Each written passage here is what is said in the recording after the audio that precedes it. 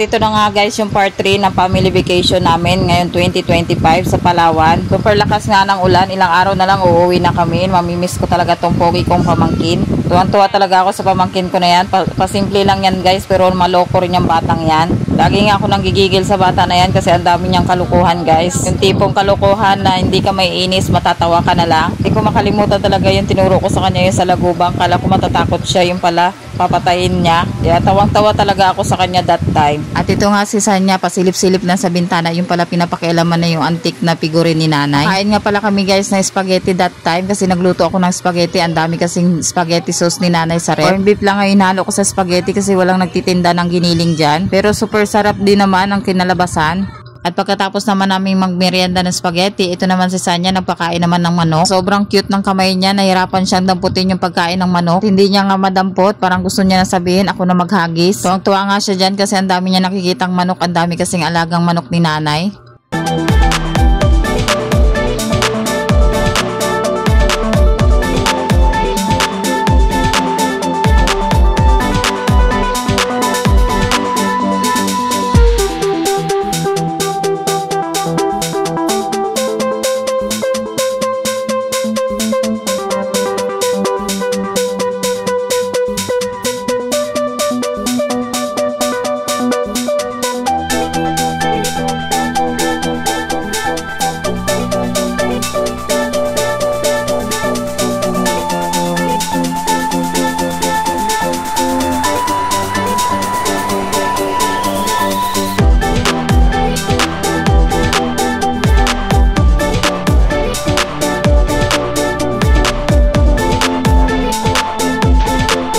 Fast forward, ayan na nga guys, pauwi na kami that time. Alam nyo ba guys, yung pakiramdam ko that time, parang ayaw ko pang umuwi kasi nabitin talaga ako sa bakasyon namin, 7 days lang. Parang yung tipong yung katawan ko paalis na pero yung isip ko parang ayaw pang umalis. Mimiss ko talaga si nanay, mga kapatid ko, yung mga pamangkin ko. Isip ko nga that time, bakit kasi sa Manila ako napiling manirahan. Tuloy super hirap umuwi, super hirap magbakasyon, kailangan malaking pera ang magagastos bago ka makauwi. Baliktaran ko naman yung panganay ko, tuwang-tuwa kasi uwi na kami. So ayan na nga, ang bilis ni nanay hanap na sasakyan, tuloy nagmamadali kaming lumabas. Pa nga ako nakapagpaalam sa mga pamangkin ko, may sasakyan na nag-aantay sa amin. Ewan ko ba guys, tuwing aalis talaga kami, ang bilis makakuha ni nanay ng sasakyan. Tumitsyempo talaga na may dumadaan agad. Umiyak na nga yung pamangkin ko, kala niya kasama yung papa niya umalis. Fast forward, ang bilis ang biyahe namin, nasa terminal na kami kaagad ng Irawan. Buti na lang babe si Sanya at si Sed as usual, tulog na naman. Dahil sasakay pa kami ng tricycle papuntang airport, naghanap na si nanay ng tricycle. Grabe si Sed, ang bigat, ang sarap pa rin ng tulog niya. Siyempre kahit ang bigat ni Sed, video pa rin. Fast forward, ayan na nga, nakasakay na kami ng tricycle at nagising na nga si Sed dahil maingay yung tricycle. Buti na lang talaga medyo malaki yung mga tricycle sa Palawan. Kasyang-kasya kami. Sabi, hindi ko mapaliwanag yung pakiramdam ko dyan guys. Nalulungkot ako, na-excite. Hindi ko alam kung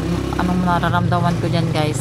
Parang ayoko pa talagang umuwi dahil nabitin talaga ako sa bakasyon namin. Parang feeling ko hindi ko pa nakabanding ng gusto yung nanay ko. Uuwi na kaagad kami. Naisip mo nga, pag kami talaga yumaman, bibili talaga ako ng lupa sa Palawan at doon na kami titira. Gusto ko kasi talaga pagtanda ko, malapit ako sa mga kapatid ko. Siguro kung wala lang autism si Sanya, doon talaga kami titira sa Palawan. Napatherapy kasi namin si Sanya guys, once a week. At saka ang hirap talaga guys, ang mahal ng pamasahe pa uwi ng Palawan. Lalo pat 5 pa kami. Kaya nagtitiwala na lang ako kay Lord na bigyan kami ulit ng budget para makauwi kami ulit next year.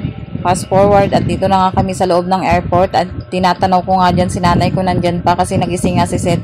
Magbababay pa sana si Sed kasi pagpasok namin ng airport guys, tulog si Sed. Kaso nung tinignan namin guys ay wala na siya, umalis na siya.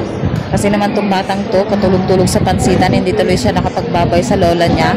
Buti na lang talaga hindi masyado makulit si Sanya that time at masahan na rin si kuya sa pagbantay ng kapatid niya. Dahil ako talaga hindi na ako makapaghabol kay Sanya dahil hawak ko nga si Sed. Ayaw rin kasi magpalapag ni Sed kasi kagigising lang niya. At nakapila kami that time guys kasi papakilo namin yung mga daladalahan namin. Grabe, ang dami naming dala guys. Ang hirap din naman magdala ng konti kasi may mga bata, hindi pwedeng dalhan ng konting damit. Fast forward at dito na nga kami sa loob at naiinis ako that time guys dahil yung mangga na dala ko naiwan. Kinuha ng mga checker.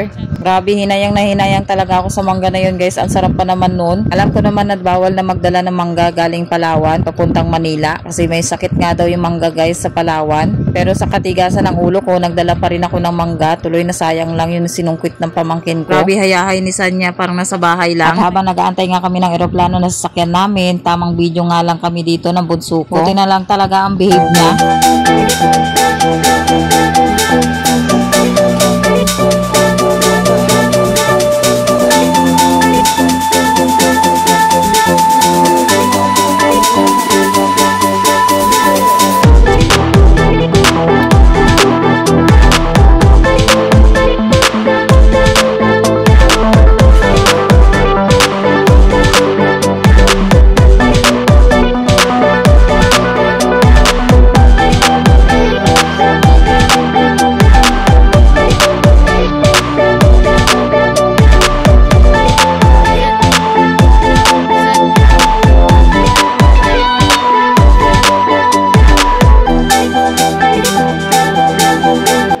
Fast forward, ayan na nga guys, pasakay na kami ng eroplano. Ito na talaga, pauwi na talaga kami ng Manila. Hindi na talaga kami mapipigilan.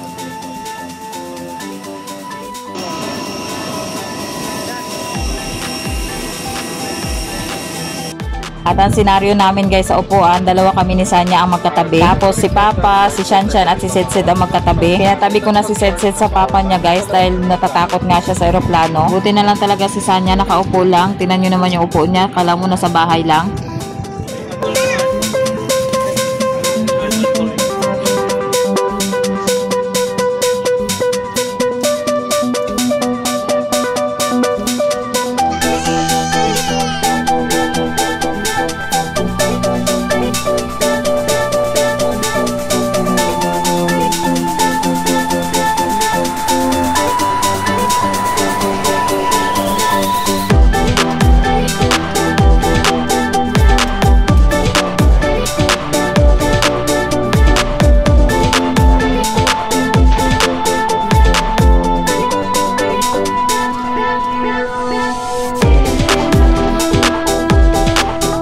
Fast forward, ayan na nga, dumating na kami dito sa Manila guys. Ayan na, tulak-tulak na nga ng asawa ko yung mga bagahe namin. At si kuya naman ang naghahawak kay Sanya. Grabe, tuwang-tuwa talaga si Shanshan guys dahil sa Manila na nga daw kami. Ay, tapos na ang bakasyon namin. Kailan na naman kaya kami makakapagbakasyon?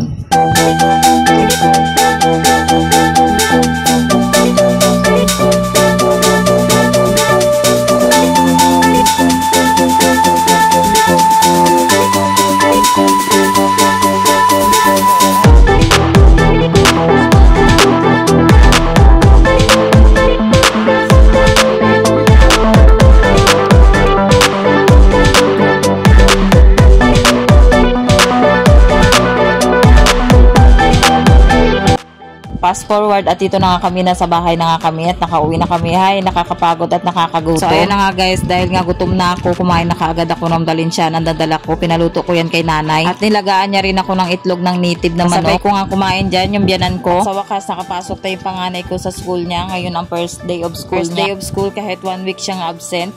So ayun guys, hanggang dito na lang ang aking video. Maraming salamat sa mga nanood. Please like and subscribe. God bless.